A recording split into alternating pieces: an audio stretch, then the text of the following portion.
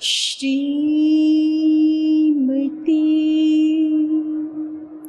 रामचंद्राय नमः।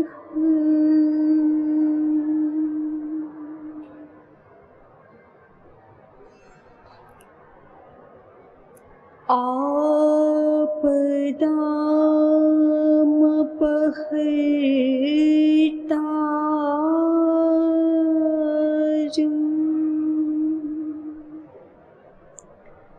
दातारं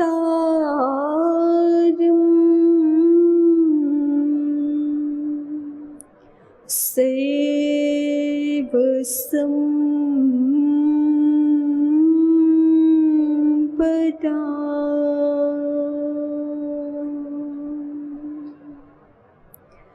लोकाभिरामं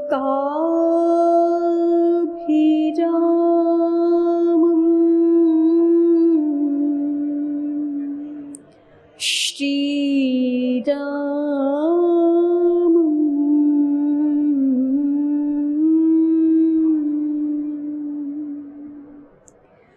भूयो भूयो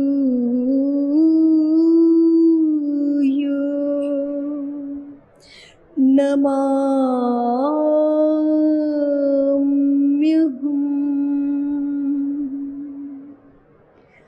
भूयो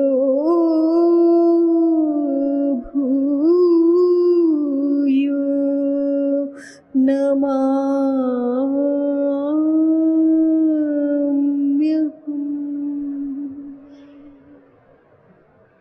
नीलाम्बुजश्यामलं कोमलाङ्गं सीतासमारोपितं वामभागम्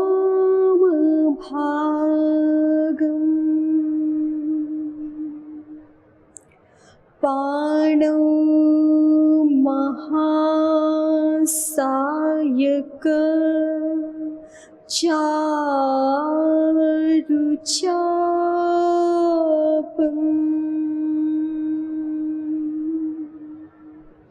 नमामि रामं रघुवंशनाथम्। नमामि रामं रघुवंशनाथम्।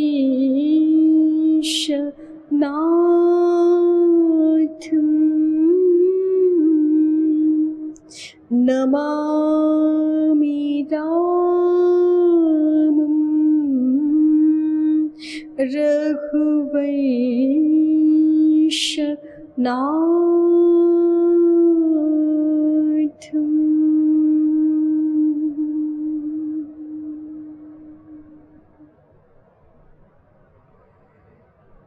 श्री सुहित दिनकर बंसभूषण काम बहु छवि सोहई।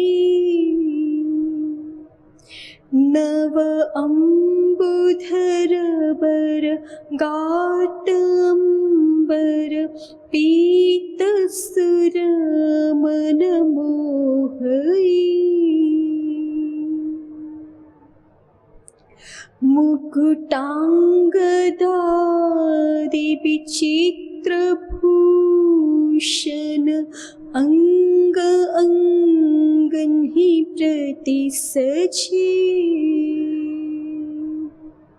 अम्भोजनयन विशाल भुज धन्य नर निरखन्ति चे।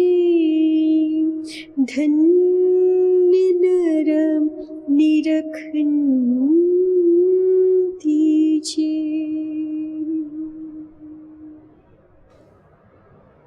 परमानंद कंद परम करुणा सिंधु दीन बंधु परम सुहृद भक्त वत्सल भगवान श्री राम जी में अनन्य प्रीति हमारी नित्य होवे, इस भाव के साथ श्री मानस जी का स्वाध्याय। नाम राम को कल्पतरु, नाम राम को कल्पतरु, कलि कल्याण निवासु। जो सुमिरत भयो भांगते,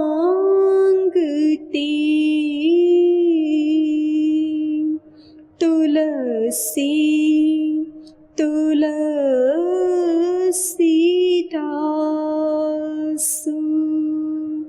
जो सुमिरत भयो भांगते, तुलसी तुलसीदासु। चहु जुगति निकाली तिहु लोका, भये नाम जपि जीव बिसोका। वेद पुराण संत मत इहु, सकल सुकृत फल राम सदीहु। ध्यानु प्रथम जुग मख विधि दूजी, द्वापर परितोषत प्रभु पूजी। कलि केवल मल मूल मलिना, कलि केवल मल मूल मलिना। पाप पयोनिधि जनम मीना। नाम काम तरु काल कराला, सुमिरत समान सकल जग जाला। राम नाम कलि अभिमत दाता, राम नाम कलि अभिमत दाता। हित परलोक लोक पितु माता, हित परलोक लोक पितु माता। नहीं कलि करम न भगति विवेकु, नहीं कलि करम न भगति विवेकु। राम नाम अवलंबन एकु, राम नाम अवलंबन एकु। काल निकले कपट निधानु, नाम सुमति सम रथ हनुमानु। नाम सुमति सम रथ हनुमानु। राम नाम नर केसरी, कनक कसिपु कलिकाल।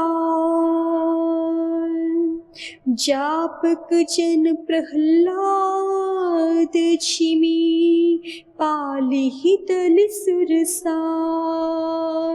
जापक जन प्रहलाद छिमी पालिहित सुरसाल।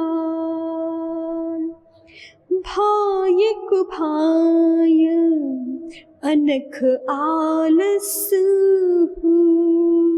भायक भाय अनख आलस नाम जपत मंगल दिसिदस नाम जपत मंगल दिसिदस सुमिरि सोनाम राम गुण गाथा। सुमिरि सोनाम राम गुण गाथा। करुणाई रघुनाथ ही माथा। करुणाई रघुनाथ ही माथा।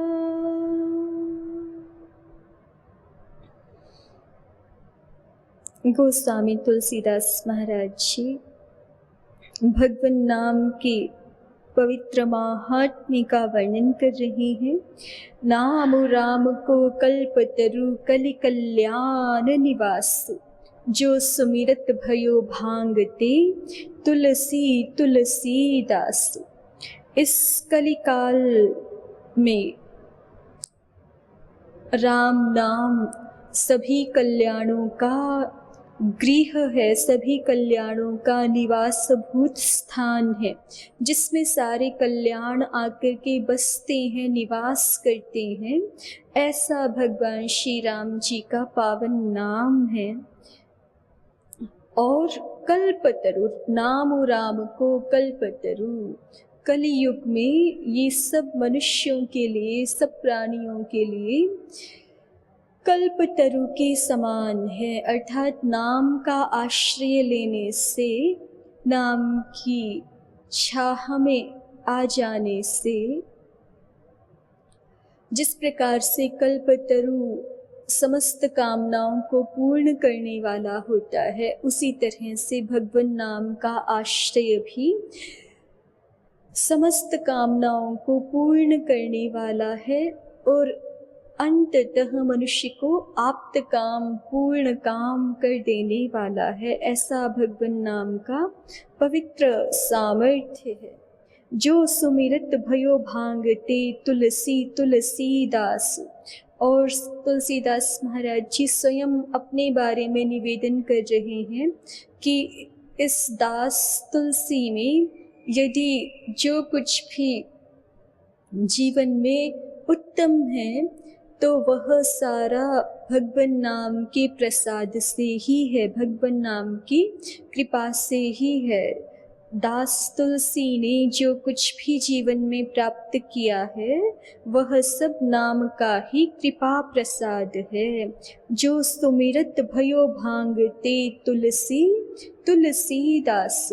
इस कल्पतरु के समान कल्याण निवास राम नाम को स्मरण करते हुए ही भांग जैसा निकृष्ट तुलसीदास भी मानो तुलसी के समान पवित्र हो गया है। ये नाम सभी न्यूनताओं को, सभी त्रुटियों को, सभी दोषों को निराकृत करके सब प्रकार से प्राणियों के, भक्तजनों के, सुधीजनों के जीवन में पवित्रता का आपादन कराने वाला है, पवित्रता की प्राप्ति कराने वाला है। चहु जुग तीन काल तिहु लोका भये नाम जपी जीव बिसोका।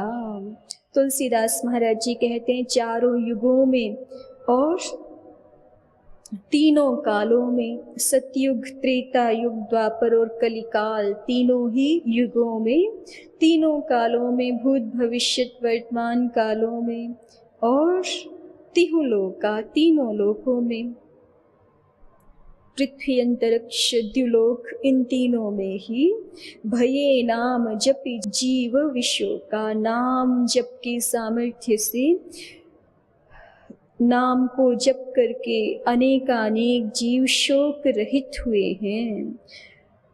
वेद पुराण संत मत एहु, सकल सुकृत फल राम सनेहु। वेदों का, पुराणादि शास्त्रों का और सब संत जनों का, सब साधु जनों का, तुलसीदास महाराज जी कहते हैं यही एक मत है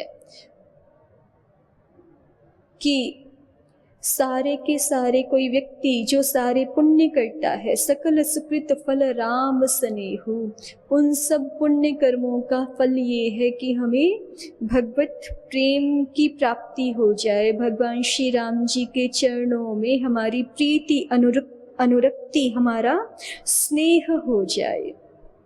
वेद पुराण और संतों का मत यही है कि समस्त पुण्यों का फल क्या है? समस्त पुण्यों का फल अंततः भगवान श्री राम जी के चरणों में प्रेम हो जाना ही है। और यदि हम दुनिया भर के पुण्य कर्म कर रहे हैं अपनी मति से, लोकोपकार के कार्यों में लगे हुए हैं, सेवा के कार्यों में लगे हुए हैं, किसी प्रकार की साधना आदि में लगे हुए हैं, किंतु अंततः यदि भगवत प्रेम हमारे हृदय में प्रकट नहीं होता है तो मानो शास्त्रों का अध्ययन भी, कोई भी जपादि अनुष्ठान भी, कोई भी याग आदि कर्म कांडों का अनुष्ठान भी, पूजा अर्चना आदि भी, सब कुछ मानो, या फिर बड़ी से बड़ी सेवाएं भी, लोकोपकार के कार्य भी मानो वो श्रम मात्र है यदि उन सब के परिणाम के रूप में हमारे हृदय में भगवत प्रेम जागृत नहीं होता है।